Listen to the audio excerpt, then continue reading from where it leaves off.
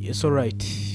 Kulamusizaako nnyo mwenna abali mu ggandalo lya weekend mujje baleegi mututuusaako engalo oli ku UK Update TV osinzidde okuba ng'otuwuliriza.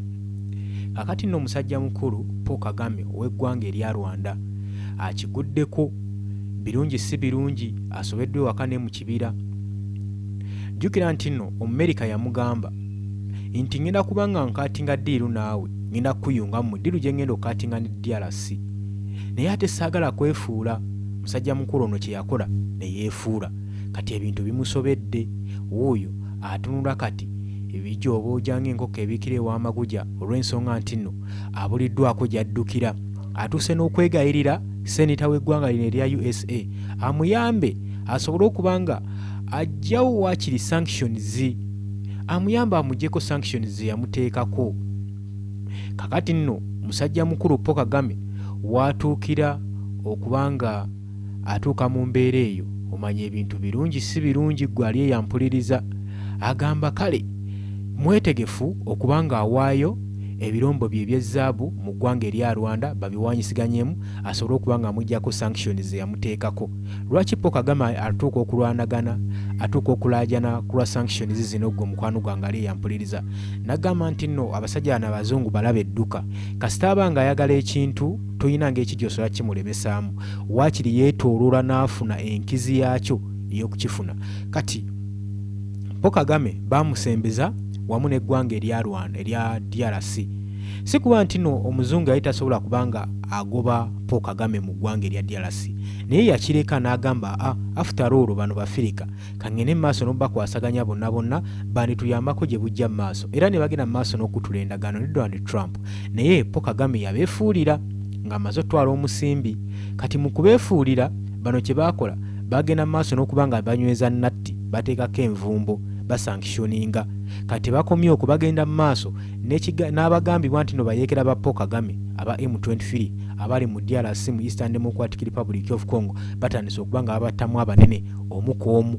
Kati kano kabonero akakulaga nti Donald Trump alusomzemu Paul Kagame era ssaawa yonna yonna Paul Kagame yamutadde dda ku lisiti ye y'abo bayagala okuba nga akola ki ng'ajjawo kubanga takyayina mugaso gyali. After all Trump yamaze okuba nga afuna kyayagala. Kakati mbadde nkunnyonnyola ku ngeri ki sanctions zigenda mu maaso n'okuba nga zimufunza. Mu kusooka yayogera naye ne yeekandagga ng'eggwanga erya Belgium limaze omugamba awuzoyinga amagye ge gajja mu DRC n'agaana. Belgium n'egenda mu maaso n'omusanctioninga n'egoba ne ba representative b'eggwanga erya Rwanda mu UN babagobayo saako n'amagye n'omujjako operations zebadde bakola mu mawanga aga Africa. Jjukira buli bakuwa operations n'ensimbi bakuweerako. Kati operations zino bazimuggyako Paul Kagame. Kakati tebakoma ku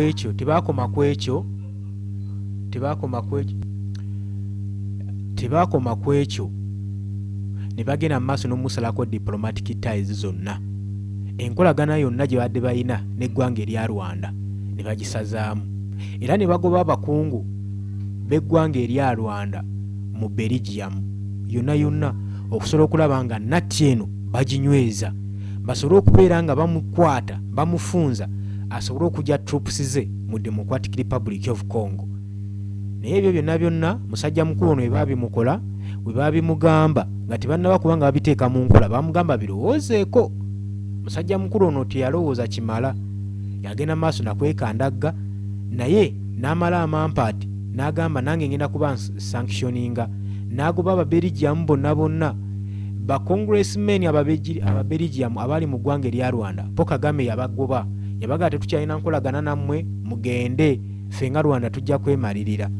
Amawanga mangi agali gasituse nagambye eggwanga limu kasita likuteekako sanctions tekitegeeza nti nno oli mu kuleebuukana na ggwanga limu wabula n'aga amawanga gonna ge balinamu enkolagana nago obeera tayizo zikatinze. Kakino Paul Kagame teyakimanya era tugenda okulaba ng'ebiddirira munywanyi Paul Kagame agenda okulaba ekonomi y'eggwanga erya Rwanda esereba ng'agenda mu economic crisis mu ggwanga ye temuli mirimu takyafuna buyambi enkulaakulana egenda ekkirira ne gy'abadde asimbye amakanda mu DRC batandise obbagobayo kati alabye nga talina kyakuzzaako n'avaayo ne yeegayirira seneta w'eggwanga erya Amerika n'amugamba nti nno nyamba onjigeko sanctions wanteekako wabula nange nja kuddira ebirombe bya zaabu ebya minerals zonna eziri mu ggwanga erya Rwanda mbibawe singa munjjako sanctions zino.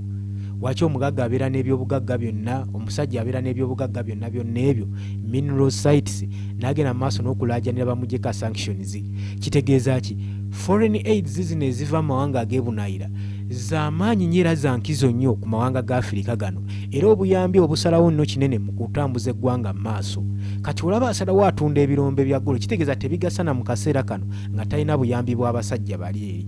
Kati ssaawa zino yeegayirira batandise batuuzaako akazito era nsaasidde gwe agamba nti Robert Kyagulanyi Ssentamu kino kyagenda mu maaso n'okukola ekyokusanctioningisa abasajja bano nti tekirina ng'ekiki kigenda bakosaamu kijja bakosesa ddala ne ku extent etuuka okusulawo eggwanga badduke nga bala tebakyasobola ddihoninga.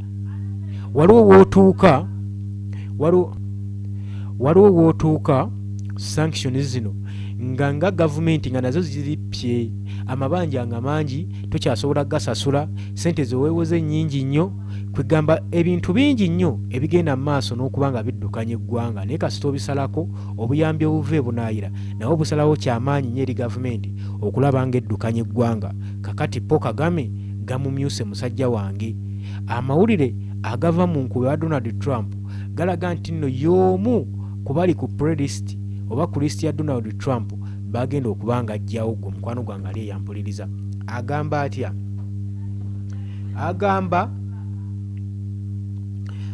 list eno eri secret nnyo era ng'agenda mu maaso Donald Trump ng'awoninga ng'agamba entalo nnyingi omusanvu z'ennwanyi era n'enzituukiriza. So okubanga mu Africa njijjamu figa ezifuuse ekizibu si kizibu gye ndi. After all ne kye yali yeetaaga yakifuna dda. Buno obubaka yali aboolekezaani Paul Kagame gwe mukwano gwange ali eyampuliriza. Kakitegeeza ki?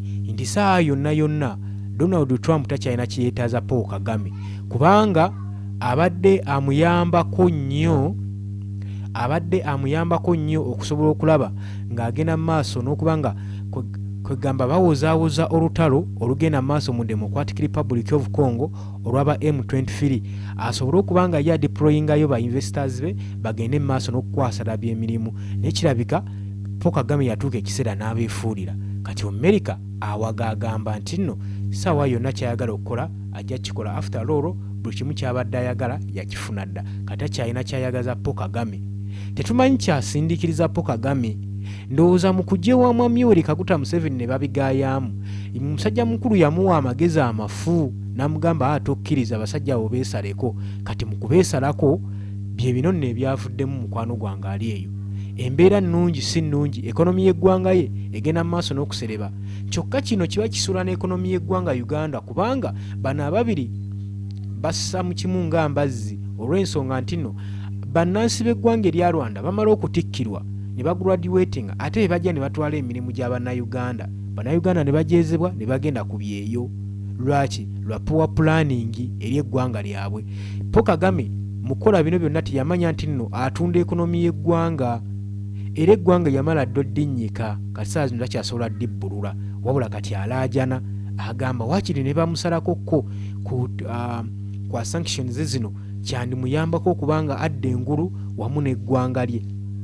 Ate jjukira eri gye babadde beesigamye ennyo mu Eastern Democratic Republic of Congo kigambibwa nti Donald Trump amaze okuba nga ayiwa amagye. Donald Trump amaze okuba nga ayiwa amagye ba mercenaries ba Navy babayita batya ba Navy SEALs okugenda mu maaso n'okuba nga balwanyisa abayeekera bano aba M23. Kati bino byonna abasajja bakulu bano babirabako bibalumiza ddala emitwe.